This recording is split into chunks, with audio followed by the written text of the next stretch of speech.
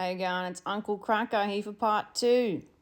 Come and have an affair with me against your inherited theology. If you have not seen part 1, fuck off. Go to my page, watch part 1. It is essential to understand the progression of what I'm trying to fucking say. You will not receive the full effect unless you watch part 1, please. Now, I ended off part 1 with referencing, how God punishes Eve and the unnamed man, kicks him out of Eden, Now, it is named the first sin and its punishment, It is not punishment, it is preservation. For God, it is preservation, For the humans, it is not a punishment, it's an initiation. Okay, so it's not ignorant human disobedience failure. It's unconscious innocence, impulse towards greater consciousness, knowledge consumed, eyes opened, self-consciousness, old identity, world ruptures, ego death.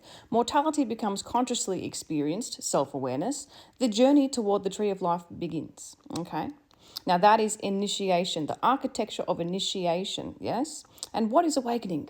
Initiation. Seeing beyond what is immediately in front of you, seeing beyond what you've been taught, conditioned, or programmed to perceive. Once the eyes open, the third eye, you cannot simply return to unconsciousness. You can suppress it, but you cannot return to the ignorance. How many of you have wished to go back to the ignorance? Because I know I have. Now, it is commonly thought that the serpent represents Satan, pulling humanity away from God. Now, I don't see that. I see the impulse towards consciousness. I see the serpent as inner knowing. I don't see the serpent as an external being. I see the serpent as a soul nudge. Okay? It's that little voice that whispers beneath all of the surface noise. It's the deepest part of you that loves you unconditionally. The part that knows why you're here. The part that is beginning to push you and guide you towards your journey to the tree of life. There's just a couple things you got to pick up first, and there's a lot that you got to drop. So, in my interpretation of the first sin and its punishment, I don't think the serpent is the force that ends humanity's relationship with the divine. I think it's the force that begins humanity's conscious journey towards discovering it. The tree of life is still there. The way is still there. It's just guarded. Okay? Now, the serpent is condemned to the belly, ground, dust. Genesis 3, verse 14. The Lord said to the serpent, "Because you have done this, cursed are you among all animals and among all wild creatures. Upon your belly you shall go, and dust you shall eat all the days of your life." Which chakra ties us to the ground again? Oh, yes. The awakening force becomes dormant in the root chakra, making it so inner knowing is automatically destabilized, and Kundalini requires activation.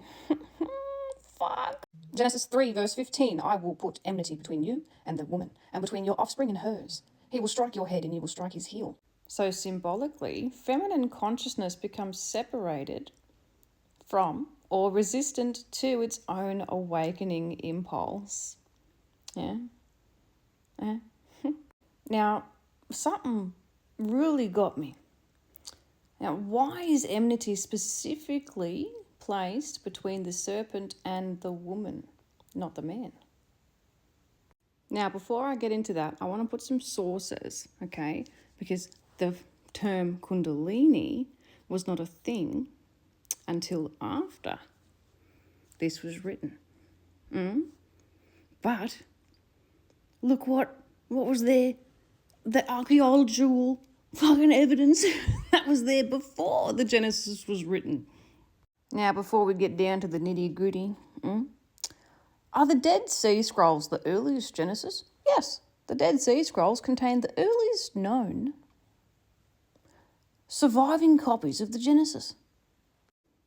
When were they written? Between the 3rd century before Christ and the 1st century after death of Christ. Yeah. Yeah. So 300 BCE.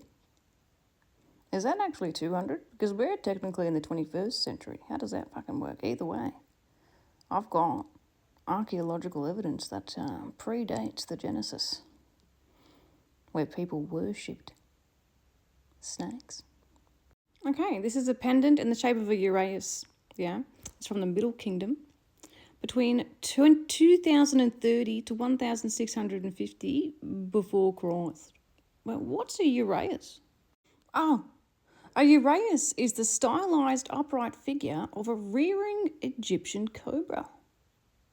In ancient Egypt, it served as a powerful symbol of royalty, sovereignty, and divine authority. Pharaohs wore the emblem on their headdresses or crowns as a sign of their legitimacy and protection. Snakes were worshipped before. Long before, yes?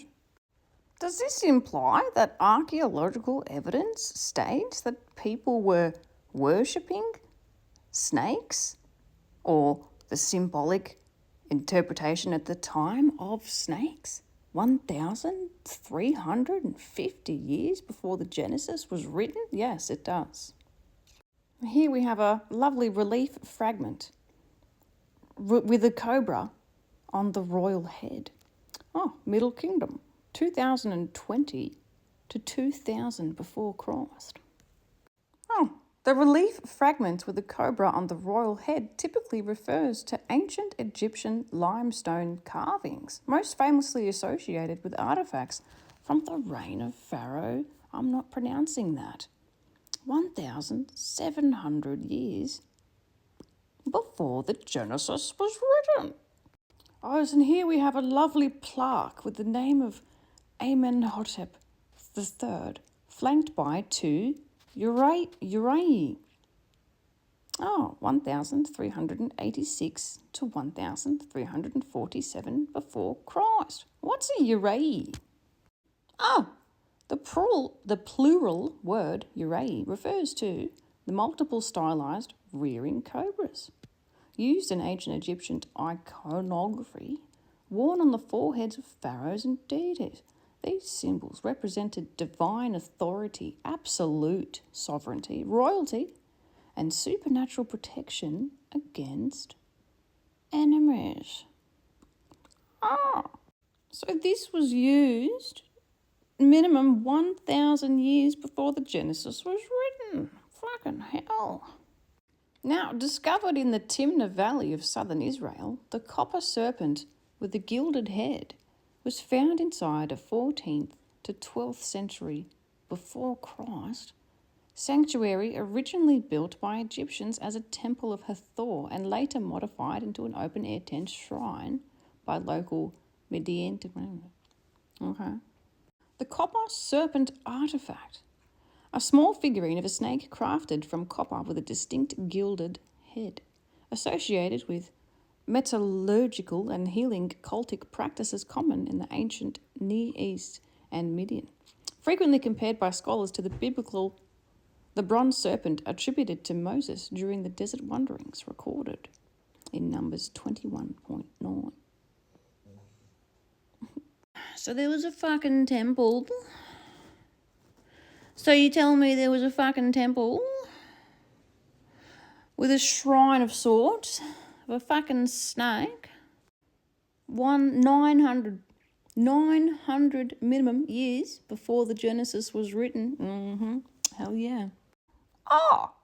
The Torah describes Moses building a copper serpent to heal the Israelites.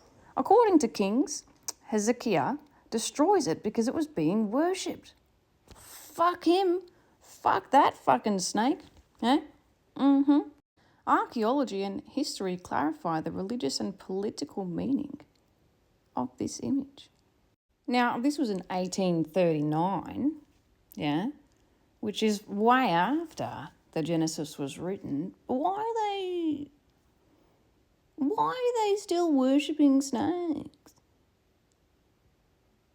Huh? 2,000 years after the Genesis was written. Don't know.